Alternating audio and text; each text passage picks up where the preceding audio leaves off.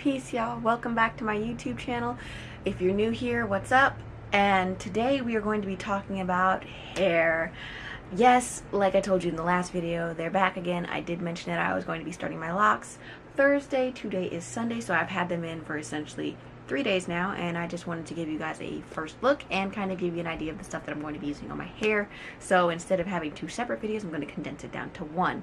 So before we get into all that, like I said, my name is Shavonne. This space right here, not specifically the physical room, but the content I create, this channel, things like that, is all about wellness, and not specifically just one aspect of wellness. I try to hit every aspect of wellness, as well as, you know, things that, like being a woman.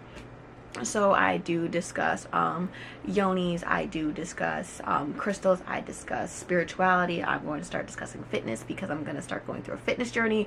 More on that in a different video. But I discuss a lot of things for people that are going through their own personal evolution like I am. That way they don't necessarily feel alone.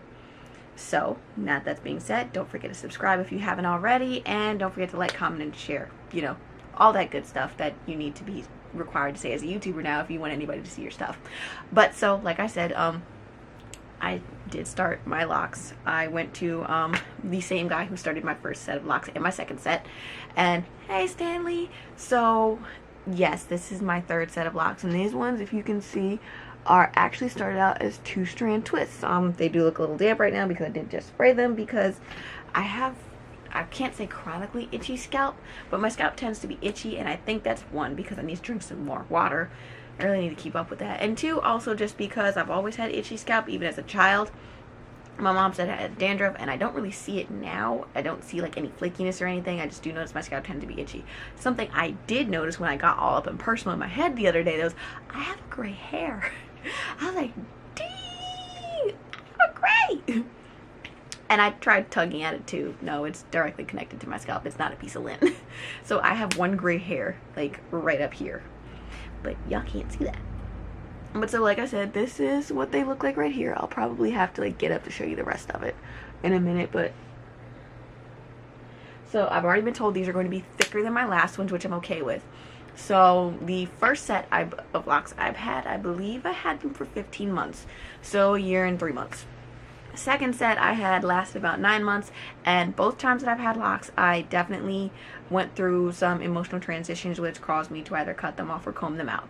The first time I went through a really tough like breakup period, went through my period of trying to get over this person, still being involved with this person, a whole bunch of crap like that, to where, you know, the emotions, the heavy energy and things like that were still in my hair. Chopped my locks off at work. This one, I don't know, and there's another video coming with a friend of mine, so you'll see that too, but I mentioned it in that video. I was definitely, like I said in another video, going through a period where I couldn't really take care of myself, or I didn't feel like I was taking care of myself. I knew I wasn't, between job number 1 and job number 2, and now I only have one job. But I don't know what in my mind told me that if I go back to having an afro, it'll be easier to maintain than having locks. Now, in reality, that's a terrible idea, because it's so much more work having an afro. Locks, you know, you wash it, you dry it, you know, and depending on whether, you know, you're keeping them uniformed or if you're semi-freeforming or freeforming, there's only so much you have to do. Afro, it's like 6 hours worth of work, you know, to wash it, condition it, possibly deep condition it in there too, wash all that out, you know, work around the hot water in the house and all that. I don't know. Again, don't know what the heck possessed me to think it's going to be easier to have an afro. But eventually, I kind of knew eventually I was going to go back to having locks. I don't know what anybody else's opinion is. For me personally, I like having them. It's just, for me, I would go through periods to where, again, like I said, I would feel really bad and I'd get rid of them. And so I actually saw somebody's video, and if I can remember her YouTube name or her name, I will link it somewhere down below so you guys can see her video too. But I actually saw her whole video about how to give essentially your hair a white bath, or essentially how to smudge your hair to get rid of negative vibrations, because she was going through the same thing. So now I don't have to go through the dramatic cutting my hair off or combing them out if I feel really crappy. I can do that. And it's something that I had thought about incorporating into my spiritual practice anyway. I'll get into that in another video, but now I know I can incorporate that into my lock journey, because this is more of also a transition for me as far as a spirituality thing too. I'm evolving there. I'm evolving in other areas. I'm growing and changing a lot, and this time I think like it was different having them done. So like I said, this time is 2-strand twists. I definitely have had comb coils the first time and the second time. Did not like not the 2-strand twists. Didn't like the comb coils. It's not me. It makes my head look really big. They're too small. Like, I'm okay with that, and I'm okay with knowing that these are gonna come out bigger once they puff up. I think one somewhere in the back actually already feels like it might have like started I know good and dang well my hair's not budding in 3 days, but it feels like it, and I think it's just because my ends are fatter back there. I don't know why. But so I'm gonna have it's gonna grow out to be kind of like moppish / mushroomish, and that's because when I had my first set of locks, I was growing out from a tapered cut, so it was long on top and short on the sides, to where it grew out to where everything kind of fell in this place. This time I essentially had the same hairstyle as last time, where I'm actually growing it out from I didn't really have any length taken off, but I had a diva cut, and so they had kind of shaped my hair to, that one's sticking up. I don't know why. My ends do their own things. But, so it's going to kind of grow out this way to where, like I said, my back will be longer than the front, and hopefully eventually it all catches up with each other. But so I have the stuff that I'm going to be using on my hair this time, at least to start with. So right here is my beautiful Misty spray bottle, and this is what this looks like. And I love this thing. If y'all can hear it, it gives out like a nice mist instead of just doing like a direct squirt. And so this has lavender water and glycerin, which I'll show you. I have that separately in a bottle anyway. So this has lavender water and glycerin with aloe vera gel shaken up, and a little bit of lavender oil itself, just because it's soothing and it helps my scalp, and I believe it's also an antifungal. I'll double check that and leave it somewhere on the screen if it is or isn't. But I wanted to have something. I was watching one of Yanni's videos, and she said, you know, if you start with 2-strand twists or any method and you wet your hair every day and dry it, not like shampoo it every day, but wet it every day, that will help your hair lock faster. And so I like that method as an alternative to, you know, trying to go run down to the beach and, you know, having the salt get in my hair, because that will still dry my hair out. So this bottle I got off of Amazon. I will try to leave the link to it down below, but I really liked it just because I like the misting effect, and it's really nice and soothing on my scalp. So again, like I said earlier, I have lavender water in there. So this is a lavender water and glycerin moisturizer. This is what it looks like right here. I ordered it from Amazon, the same place I got this. Funny enough, originally when I ordered this, it was supposed to show up on like a Tuesday. By Thursday, it still hadn't showed up. Amazon's like, well, if it isn't there by Saturday, we'll refund you your money. I got my money back and it showed up on Monday.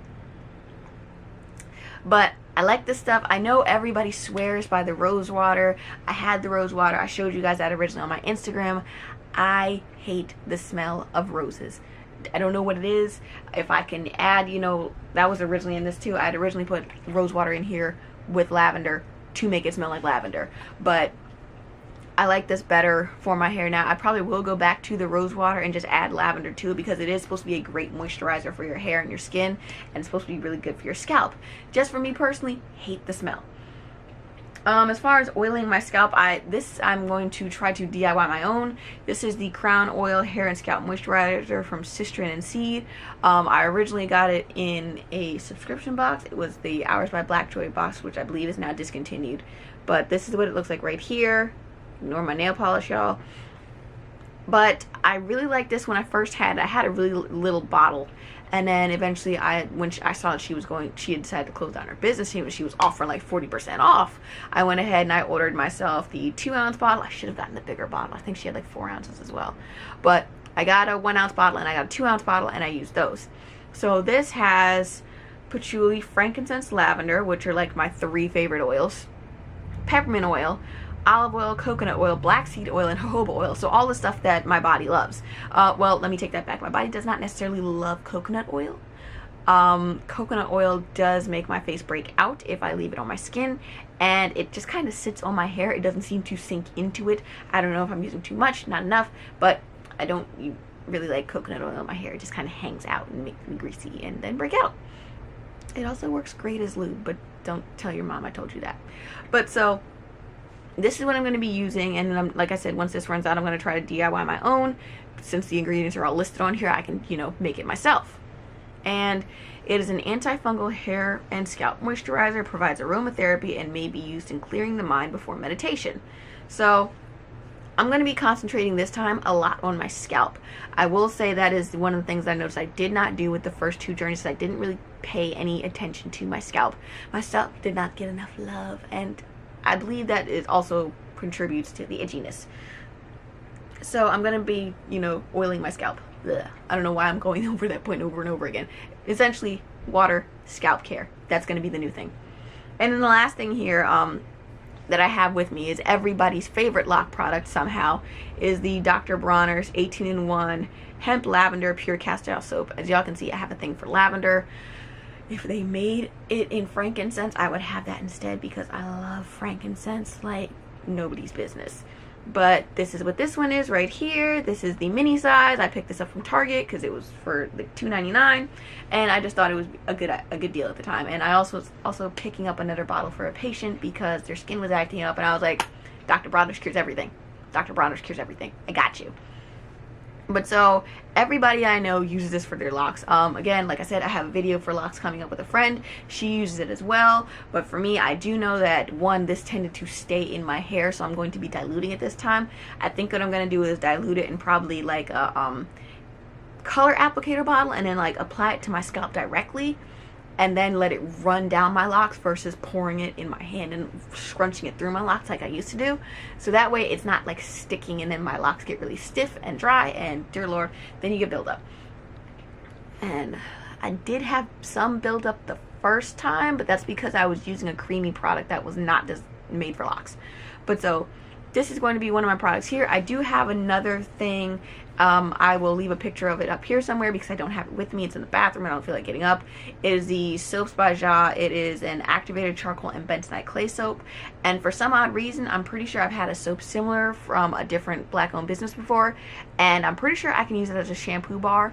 And I know like it'll probably be good for detoxifying and like pulling any sort of crap out of my hair, out of my skin and things like that. So I think it'll be good for me to actually use it on my scalp. Again, you know, just making sure I'm moisturized, go back in. And I'm also going to be using that, also going to dilute that too, that funky yellow awful smelling Shea Moisture Raw Shea Butter shampoo. I'll get a mini size of that, put it in another applicator bottle again for my scalp, just because my scalp does tend to dry out.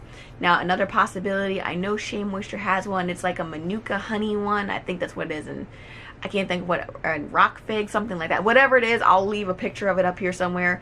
But that one was really good too. They had an oil for that one, and I would use that on my scalp my first lock journey, and that was great. However, I didn't realize at the time you were supposed to wash that out, and I didn't. But that's everything that's going to be in my hair journey this time. So again, I'll try to give y'all like another up close and personal look at my hair, and then that'll be it until next time. Alright? So here they are here. Now some of them are definitely like curlier than the others. Some of them just kind of hang down straight, which is fine. Either way, they'll eventually, let's see if I can turn. Ooh. Let's pray I don't fall off my bed.